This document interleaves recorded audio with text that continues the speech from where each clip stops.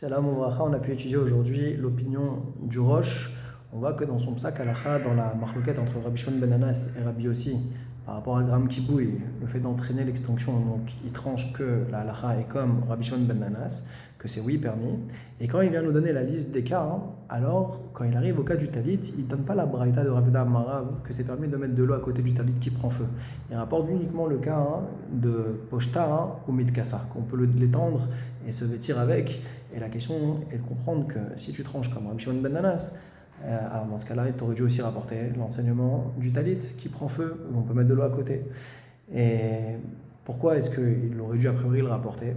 Parce que la manière comment le Roche il a expliqué la Sougia de Memzaïna Moudbet, en faisant la différence entre le cas des étincelles, des nitzotzot, où là-bas c'est interdit de mettre un keli rempli d'eau même avant Shabbat, qui pourrait donc venir réceptionner les étincelles, Gzera à tout Shabbat.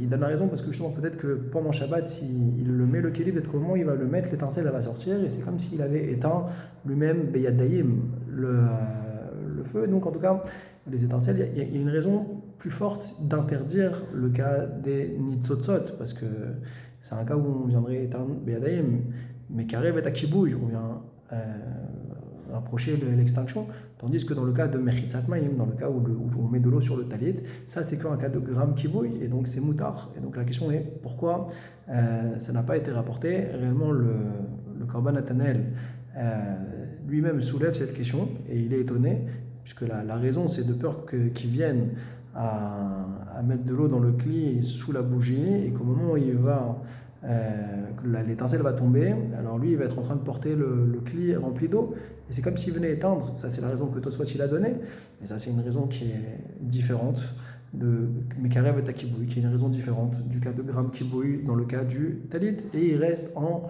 Tsarech Yod. Sur ça, le Prisha il va amener une explication complètement différente, un chidouche pour expliquer quel est réellement le Issour. Et il dit que le Issour qui est concerné ici, c'est le Issour de Kibous. C'est un problème de laver, Shriatos ou Kibousso. C'est mettre de l'eau sur un vêtement, c'est une mélacha de laver, et ça c'est une mélacha de Shabbat. Et en fin de compte, c'est pour cette raison-là que ça n'a pas été rapporté, parce qu'en dehors du problème d'éteindre, il y a un problème de mettre de l'eau sur un vêtement. Et ça, c'est interdit même dans un cas de Hefsed. Et c'était ça le chidouche en fin de compte. Pourquoi ça n'a pas été rapporté? C'est parce qu'on aurait pu croire que dans un cas de Hefsed, alors Rav Huna Marav lui viendrait nous dire que c'est permis, puisqu'on va perdre le vêtement.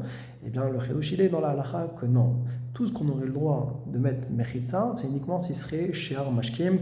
Et comme ça, il dit aussi donc le shilte agiburim, que si c'est avec des autres liquides, qu'on viendra éteindre le feu, comme du vin ou autre, ça sera permis, mais pas avec de l'eau. Et donc en tout cas, ici l'enjeu c'était par rapport à une notion de kibous. Voilà, ça qu'il faut retenir.